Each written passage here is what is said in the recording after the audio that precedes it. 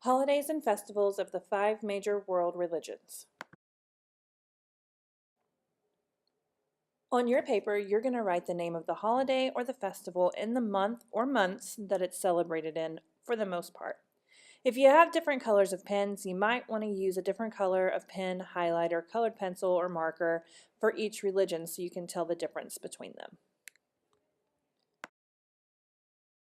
While the Hindu festivals definitely revolve around these times, you can see that all holidays kind of follow some of these things.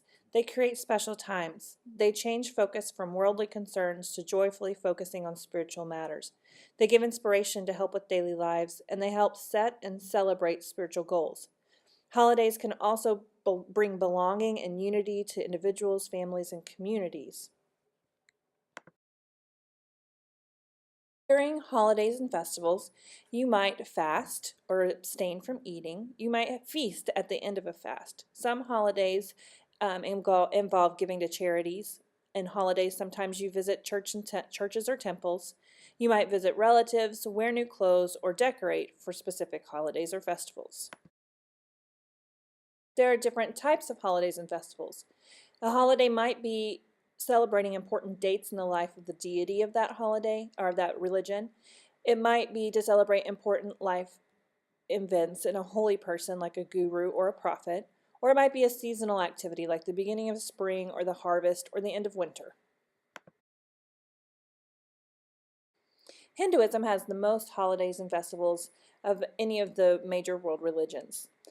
These are the top six. The Maha Shivaratri, which is celebrated in February and March. You stay up all night. You stay up all night because Shiva has the most power in the middle of the night, and you want to gain energy and enlightenment from Shiva. You want to meditate during this holiday, and there are musical performances. Next, you have Holi, which is in March, and it separates spring. There are big parties, big celebrations. This is where many people in all over the world throw colored powder or colored waters at each other, and their clothes become saturated with the colors to separate those colors or celebrate those colors of spring. Next, you have Hanuman Jayanti in April, and this celebrates the deity of Hanuman. This is the celebration of his birth. Practicers will pray, they search for energy and balance from Hanuman during this celebration. Next is Janmashtami, which is in August and September, and this is the celebration of Krishna.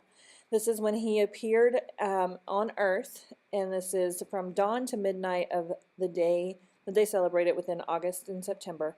There's prayer, there's feasting, there's drama and dance. They decorate the shrines and statues to celebrate Krishna and his appearance here at earth. Next is Ganesh Chaturthi, which is also in either August or September based on the lunar calendar. This is a 10-day festival of prayer. There's many things to do with the moon during this time. You want to avoid the company of non-believers during this time to gain as much from the deity as possible during the celebration. And part of it is to immerse yourself in the river and come out symbolizing the change that you see in yourself. The most famous festival of the Hindu is the Diwali, and it's in October or November, and it's the celebration of Lakshmi and Rama, and it's also called the Festival of Lights. This used to be connected to the harvest. It's a 4-day celebration, and there's a separate legend for each of these 4 days.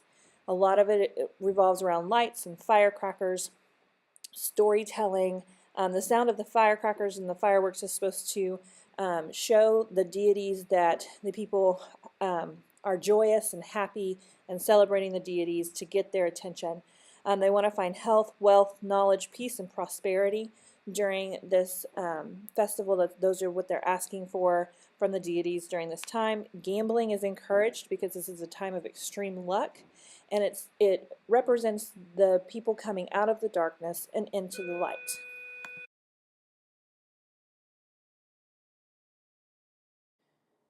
Here are the Buddhist holidays and festivals. First, you have the Vesak. This happens in June.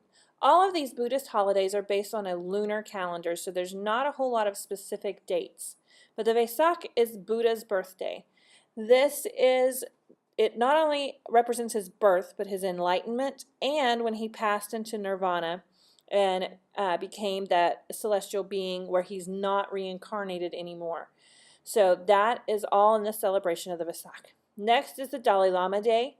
Dalai Lama is a title. The current Dalai Lama is the 14th Dalai Lama, and he was born on July 6, 1935. He is still alive, and he is considered a holy man on earth. So he's not a deity, but he is a holy man. Next, you have Dharma Day, which can happen in July or August. This represents the first sermon of Buddha. This is when he laid out the Four Noble Truths that we talked about in the tenets of the main teachings of Buddhism. On this day, this is kind of like the Buddhist Lent. This is where people give up things and sacrifice for a few days during this time. And then the monks are more intense in their prayer, and followers bring necessities and gifts to the monks during this time. The last one is Zogan, and that's in August and September, and this is the ghost month. This is when all of these ancestors that are being reincarnated, that have gone to nirvana, that are in between beings of life, are considered ghosts. And they're not the scary goblin type ghosts, but they are souls who are wandering the earth. And they believe that they are very hungry. So this is a time of feast. They lay out offerings to their ancestors and different kinds of things like that. And they celebrate their ancestors during this month.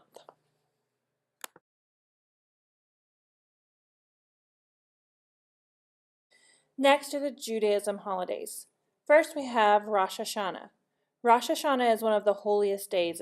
It sets aside the Jewish New Year. It is used kind of like what we would celebrate New Year, where it's a time for planning, a time for atonement. It goes over several days. So this isn't like a New Year's Eve, but this is a festival, a group of days that commemorates the coming of the new year.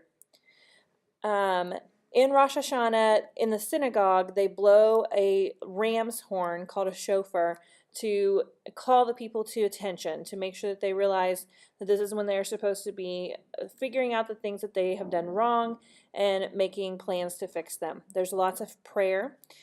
The food that they eat, they dip apples or bread into honey, and those represent wishes or ideas that they want to come true for the next year. Then they also can go to a stream or a body of flowing water, and they'll empty their pockets into this stream, and that represents washing away sins. To end Rosh Hashanah, you have Yom Kippur. Yom Kippur is the day of the new year. This is a day they fast. They don't eat at all that day. This is a day to atone and ask for forgiveness for those sins. And this is the last chance to ask for forgiveness and make those appeals for the end of that year. And this is a Sabbath. A Sabbath means that it is set aside, that no work can be done, including housework, cooking, any kind of things that need to be fixed. Nothing can be done on the Sabbath. It's a day set aside to worship. The last one that's on here is Hanukkah. Hanukkah happens in December, and it's a festival of lights. It represents a time when Alexander the Great was taking over the known world. And in that time, he was not happy with the Jews because he did not like the way that they were, their religion. He didn't like their religion. So in the synagogue, the oil that they used to keep lights all night long was ruined by the Greeks. And they only had one day of oil left, and miraculously, that oil lasted for 8 days. So that is the story of Hanukkah and why it's important to the Jews. On those days, they have different foods that they eat. Each 8 of those days, they celebrate Hanukkah over 8 days. They eat fried foods. They have gifts for children, a gift each day. And then they play a gambling game or a chance game called with a dreidel. And usually they play for M&Ms or chocolate coins or different kinds of things like that, different prizes. So that's Hanukkah. One that I forgot to put on here that you do need to write over is Passover. Passover is the week before Easter for Christians, but Passover is celebrated by the Jews. And this is the to mark the representation, the remembrance of when the Jews were freed from Egypt and taken back into the Promised Land. And this is where the Jews believed that the Holy Spirit came through Egypt and killed all of the firstborn children except for those who believed in God. And they showed that they believed in God by putting a lamb's blood over the top of their door, painting lamb's blood onto their door. And if there was lamb's blood on the doorpost, then the Holy Spirit would pass over that house and go on to the next. And so that's where they get the name of the Passover. Today for Jews, the Passover also marks that they are still waiting for the Messiah. And so it's a day of not only remembering being freed from Egypt, but also looking for that freedom of the Messiah coming to earth.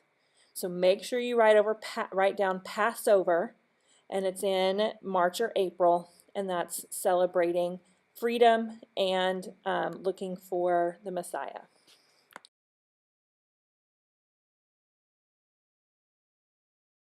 Next two holidays might be a little bit more familiar.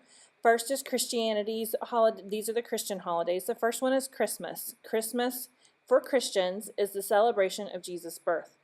While it is a historical fact that Jesus was not born in December, it is celebrated in December because as the Christian church grew, there were different festivals from these other religions that we've been talking about that Christians used part of those festivals to then change the festival into a Christian celebration instead of keeping it as a non-Christian celebration. Christmas is one of those, and that's why it's celebrated in December and not truly when Jesus would have been born. The second holiday is Easter, and Easter is the celebration of when Jesus was crucified, when he was buried, and then 3 days later was resurrected from the dead. Christians believe that Jesus spent a few days on earth after he was resurrected, 40 days on earth after he was resurrected, and then ascended into heaven, which means was raised into heaven. And so that is what Easter celebrates. Those are the two main religious holidays for Christianity. And finally, the Islamic holidays. The two main Islamic holidays are Ramadan and Eid al-Adha. Ramadan is the month of fasting and prayer. It's usually in August and September. And this is what we talk about when we talk about the Hajj. So if you've already watched the Hajj video, this is what Ramadan is. But Ramadan is a commemoration or remembering Abraham and his life and the things that Abraham did, the story of Hagar and Ishmael, and then the transformation of Muhammad from just a man into a prophet. So all of those things are what are being remembered through Ramadan. Ramadan is celebrated for a month. People who are practicing Ramadan fast during the day, which means they do not eat or drink from sunup to sunset. At night, they eat a small meal, and then when they wake up in the morning, they start it all again. This is a time of prayer and devotion. This is a time of remembrance, and this is a time for people who are going to the Hajj to travel to Mecca and to go through the Hajj. Then you have Eid al-Adha, and this is the feast at the end of Ramadan. So they've fasted for a month where they haven't eaten but one meal a day for a whole month, and then they come to this feast at the end of that month to then celebrate going through that month.